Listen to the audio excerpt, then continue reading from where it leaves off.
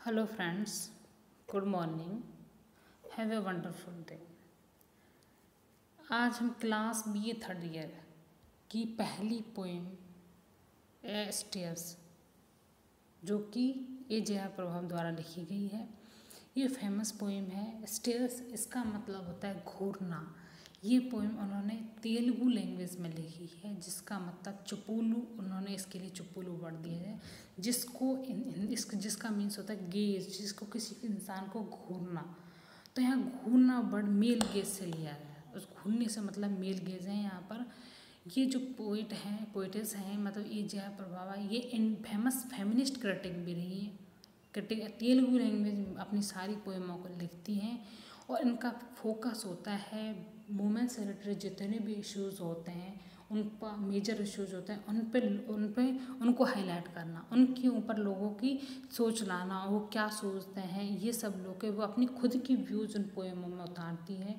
खुद की personal life की जो एक्सपीरियंसेस हैं वो उनकी पोएमों में हमें शो होते हैं। तो ये फेमस पोएम है आप उनकी, और स्टेयर्स पोएम है ये।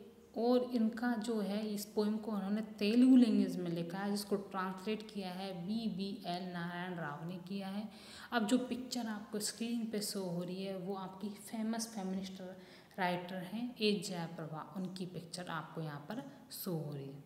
तो आप सोच सकते हैं उनकी जो पिक्चर से उनका जो प्राइड है और उनकी जो स्ट्रेंथ है वो शो भी हो रही है, अगर आप ध्यान से देखें तो। ये बॉर्न हुई थी 29 जुलाई 1957 को। ये जयाप्रभा के बारे में यहाँ पर ब्रीफ इंट्रोडक्शन है। देखो, पोइट राइटिंग करती है तेलुगु में, तेलुगु लैंग्वेज में ही ये लिखती हैं, क्योंकि ये वहीं से बिलोंग करती हैं। और ये इनका तेलुगु लिटरेचर में बहुत ही जाना पहचाना नाम होता है। इनकी वर्क्स हैं peacock of sorrow, third foot of Vaman. अब ये आपकी जो पोएम है स्टेयर्स, ये मेल गेज के बारे में है और इसमें रियल लाइफ को प्रेजेंट किया है। हमारी जो इंडियन सोसाइटी है उसकी रियल पिक्चर को शो किया है कि आजकल ऐसा कोई भी लड़की नहीं है जिसके ऊपर किसी न किसी मेल की गेज नहीं पड़ती और वो उससे एम्बेरसमेंट फील नहीं करती। इसमें ट्रू पिक्चर को यहाँ पर शो है कि किस तरह से उसके एक्सपीरियंस को यहाँ पर बताइए, किस तरह से वो फील करती है जब उसको टॉर्मेंट किया जाता है, उसको एक तरह से असल्ट किया जाता है, कि जब वो कैसे फील करती है। इसके लिए पोएट्स बहुत ब्यूटीफुल वर्ड यूज़ करती है और उन वर्डों का यूज़ करने से हमें जो वो फील करते हैं उसकी इमेज हमारे अंदर आ जाती है। क्योंकि हमारा जो लिटरेचर है इसका मेन इम्पॉर्टेंट काम होता है इमेजरी सेट करना, और उन इमेजरी के थ्रू ही हम किसी लिटरेचर के क्रिएशंस को पढ़ते हैं। तो ये आपकी पोएट के बारे में ब्रीफ इंट्रोडक्शन था। अब आपकी जो पोएम है स्टेयर्स, उसको स्टार्ट करते हैं। अब आपको मैं बार बार एक ही वर्ड यूज़ कर रही हूँ, चुपुलू वर्ड स्टेयर्स का ही तेलुगु नेम है, ठीक है। इसका मतलब होता है घूरना, किसी को लुक करना, देखना, ठीक है। लुक वर्ड है, उसको अलग अलग वर्ड मिल जाता है। स्टेयर्स का मतलब है घूरना, गेज को टक लगा कर देखना। सी का मतलब है अपनी निगाह जाना, वहाँ तक देखना। तो इस तरह से देखना वर्ड है वो, उसको भी इंग्लिश में अलग अलग इमोशंस के साथ में रिप्रेजेंट यहाँ पर किया जाता है। अब आपकी पोएम स्टार्ट होती है। ये पोएम आपकी फेमस पोएम है और जितने मैं चाहता हूँ थर्ड ईयर के स्टूडेंट की एज 18 एक प्रॉपर एज होती है जिसमें वो जाने कि हमें किस तरह से वुमेन की एम्पावरमेंट को ध्यान देना है, किस तरह से हमें उनकी रेस्पेक्ट करनी चाहिए, उनकी थिंकिंग की, उनकी लिविंग स्टैंडर्ड की, हमें किस तरह से उनकी रेस्पेक्ट करनी चाहिए, उनकी सोच की। तो मैं चाहती हूँ जितने ये अपनी जो लाइफ है उससे इस पोएम को जोड़ो, जितने भी आप सब स्टूडेंट हैं, और इस पोएम को समझो कि ये पोएम कहना क्या चाहती है। और इस पोएम के अनुसार एक लड़की क्या एक्सपीरियंस करती है जब एक मेल उसको देखता है। तो हम इस पोएम को समझने की कोशिश करो और इस पोएम से खुद को जोड़ने की कोशिश करो कि अगर हम ऐसा करते हैं तो अदर वुमेन या कोई भी लेडी है या कोई वो कैसा फील करती है, ताकि हम भविष्य में ऐसा किसी लेडी की तरफ ना देखें, उसको ना घूरें, ठीक है। अब पोएम पे आते हैं। Needle soft stairs from 2 eyes land on these lumps of flesh and roam freely about। तो जो ये आपकी जो पोएटेस है वो बोल रही है कि जो 2 eyes, जो उनकी लुकिंग है, हम आँखों से ही देखते हैं, तो जो उनकी लुकिंग है वो दोनों आँखों से जो देख रही है वो ऐसा लग रहा है कि नीडल शार्प स्टेयर्स है, सुई के समान नुकीली उनकी देखने की स्टाइल है, उनकी चुभन है। मतलब ऐसा लग रहा है जिस दोनों आँखों से वो देख रहे हैं मुझे, वो सुई के समान पैनी है, मुझे चुभ रही है। Land on these lumps of flash and roam freely about। Land का मतलब होता है गिरती है।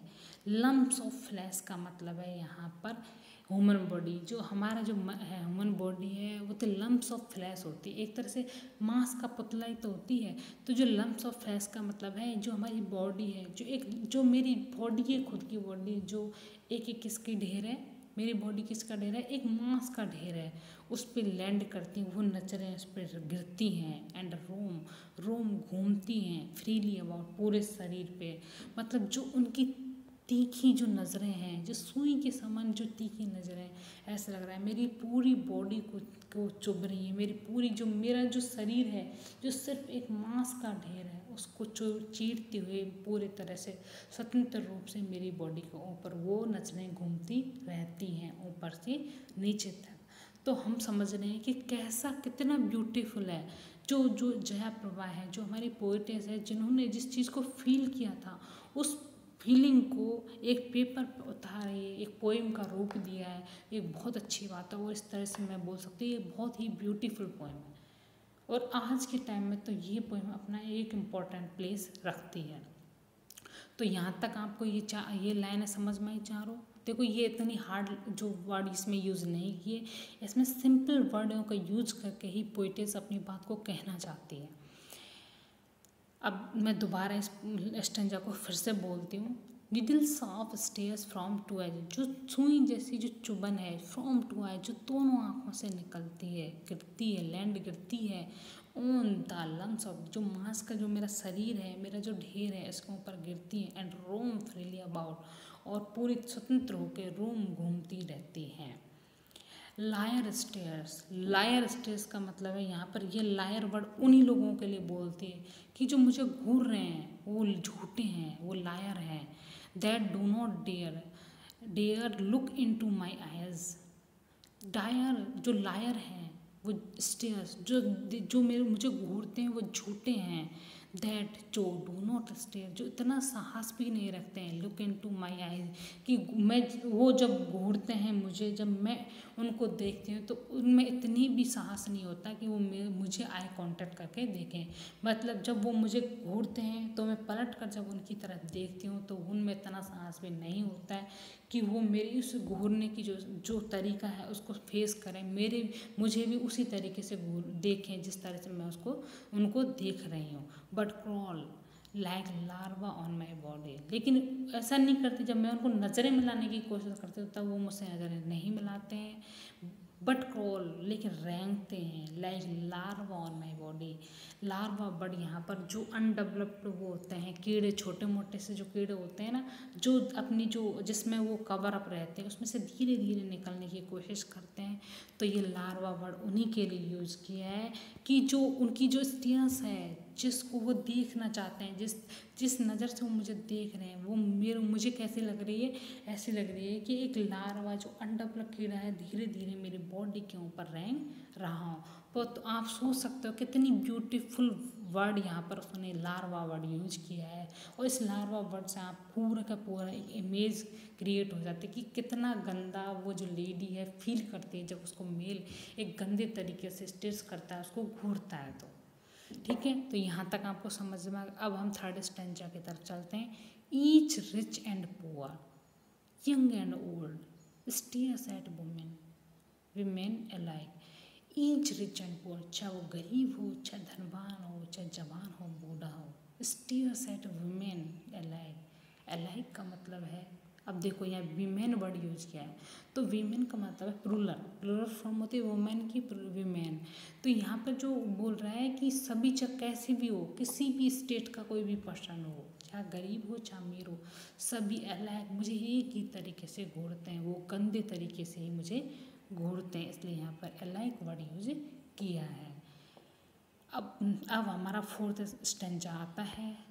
Singling the hunger of a drooling है, ये ड्रूलिंग है, DROOLING है, drooling dog the ugly grave of a wolf they haunt my dreams. अब वो कैसे वर्ड यूज कर रही है आप देखो तो सही कि singling the hunger of a drooling dog, singling का मतलब है संकेत कर रही है, the hunger of a drooling dog, hunger का मतलब भूख होता है आपके, और ड्रूलिंग डॉग का मतलब होता है एक लार टपकाता हो कुत्ता, कि जब वो मुझे देखते हैं तो उनकी जो उनका फेस है, जो उनकी आकृति है वो कैसी होती है कि ड्रूलिंग डॉग एक भूख से लार टपकाते हुए कुत्ते की तरह वो मुझे देखते हैं।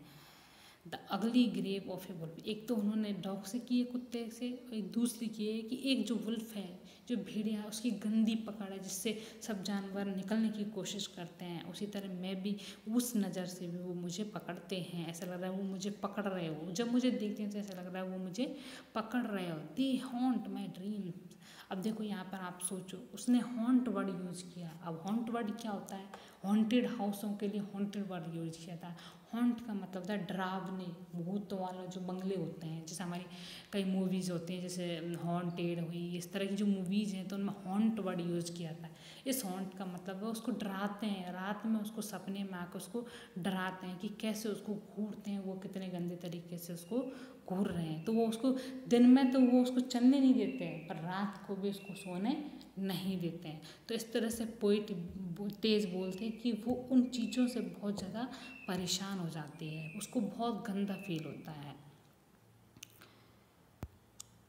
इन the dense jungle I can't tell light from darkness, there is no escape from these stairs.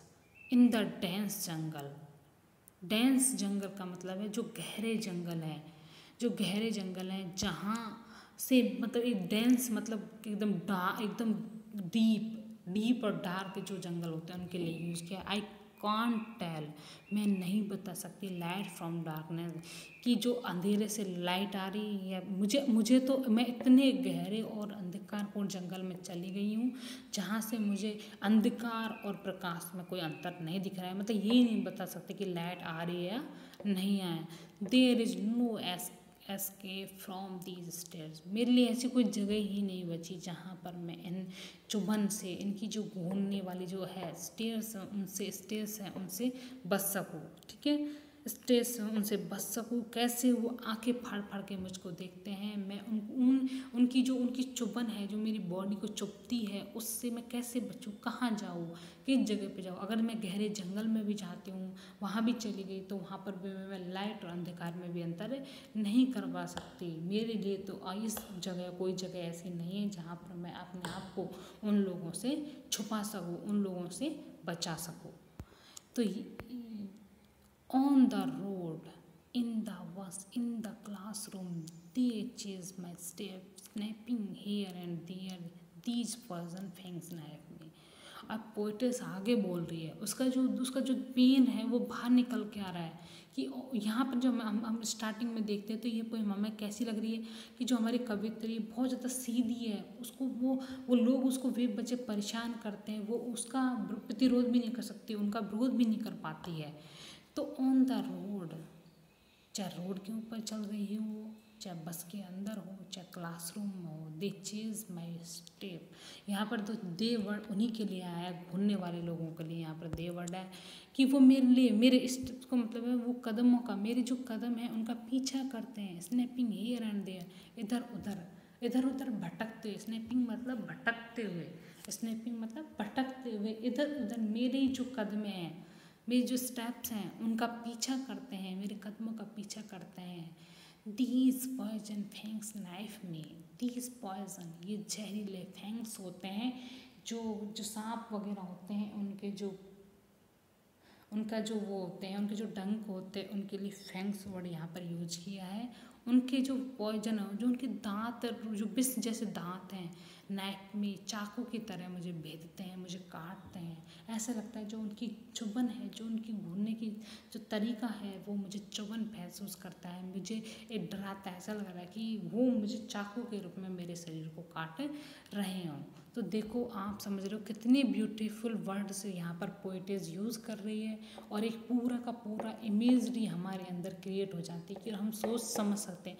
हमारे अंदर एक तरह से क्या होता है, उसका मतलब उसका फेस आ जाता है कि किस तरह से कोई लेडी फील कर रही हो, किस तरह से उसको महसूस हो रहा होगा। I feel scared, I wish I could fly. I feel scared, मैं महसूस करती हूँ घबराई हुई। आई विश, मैं ये इच्छा भी करती हूँ, आई कुड फ्लाई, कि मैं उड़ जाऊँ। और वेनिस इन दी वॉइड, वेनिस का मतलब है गायब हो जाना, डिसअपियर हो जाना, मैं गायब हो जाऊँ। इन दी वॉइड, वॉइड का मतलब होता है खाली जगह।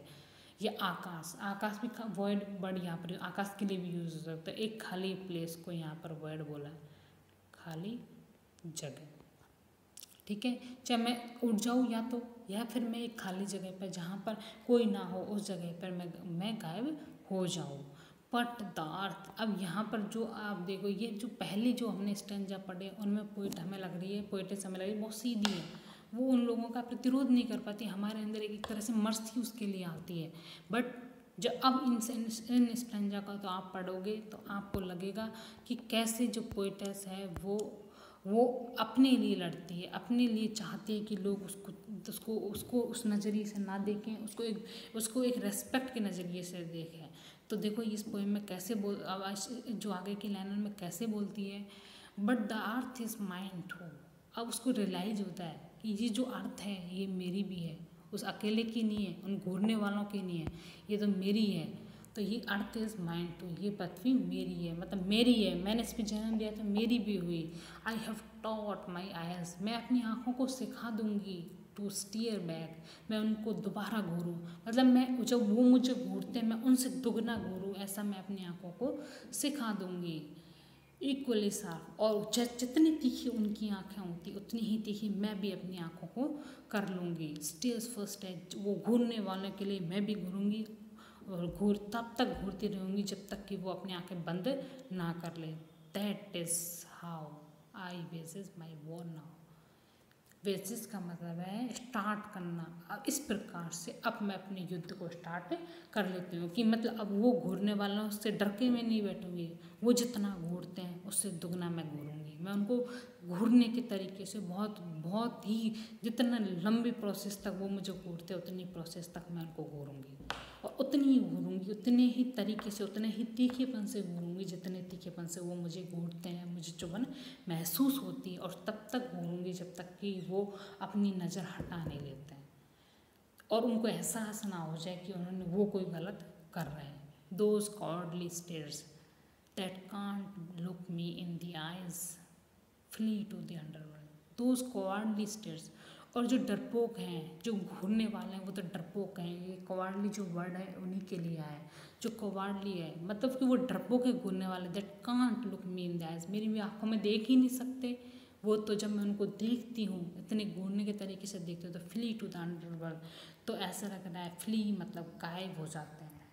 फ्ली मतलब यहाँ पर देखो अपने दो वर्ड होगा, पहले वाले में था वेनिस गायब हो जाना, एक अदृश्य जगह पर गायब हो रही है। ठीक है, यहाँ पर फ्ली का मतलब है वो उसकी आंखों के सामने से गायब हो रहे हैं। ठीक है, दो वर्डों का मतलब समझ में आ गया। तो फ्ली टू द अंडर, वो ऐसा लग रहा है किसी अंदर वर्ल्ड में चले गए, अंदर के स्थानों की ओर चले गए। अब पोइट बोलती है, poet is how I long for the day when not only eyes but the whole body of you woman wishes.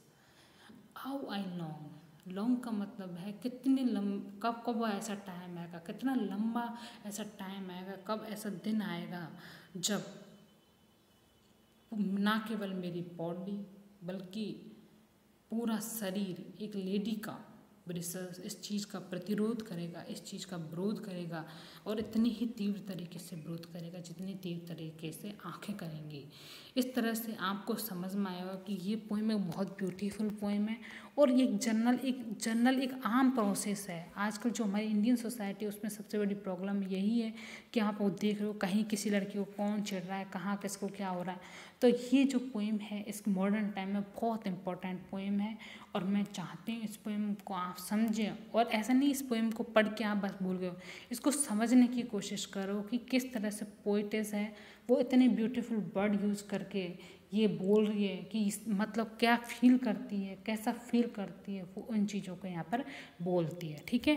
और जो उसकी लास्ट की जो लाइन है, जो लास्ट का जो स्टेंज है वो हमें फेमिनिस्ट मैसेज देता है। फेमिनिस्ट तो है ये राइटर आपकी, तो ये मैसेज क्या देती है फेमिनिस्ट में कि जो वुमेन हैं should not only give stares for stares but with the bristling bodies should challenge the drooling dogs ugly jackals that man turn into when they see women.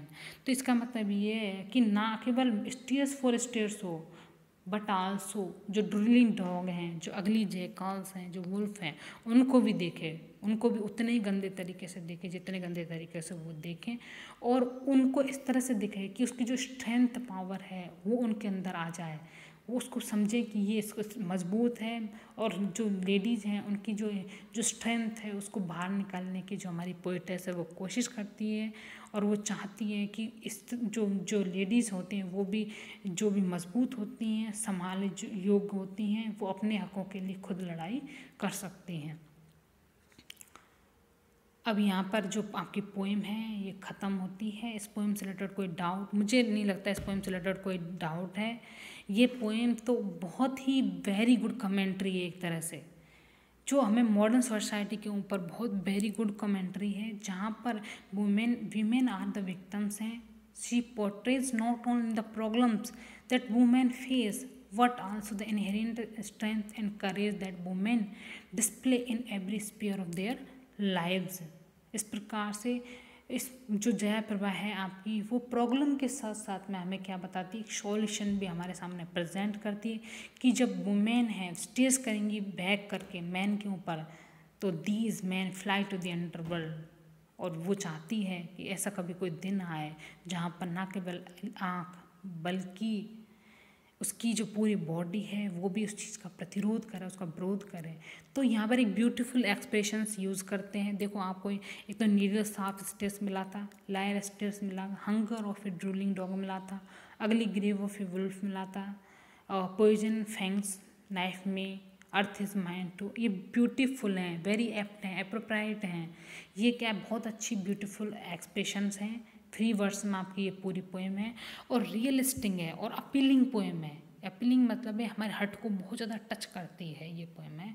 तो इस पोएम को आप पढ़ो और इससे रिलेटेड हम और जो जितने भी आपके डाउट्स हैं वो नेक्स्ट वीडियो में हम उसको डिस्कस करेंगे। Thank you very much.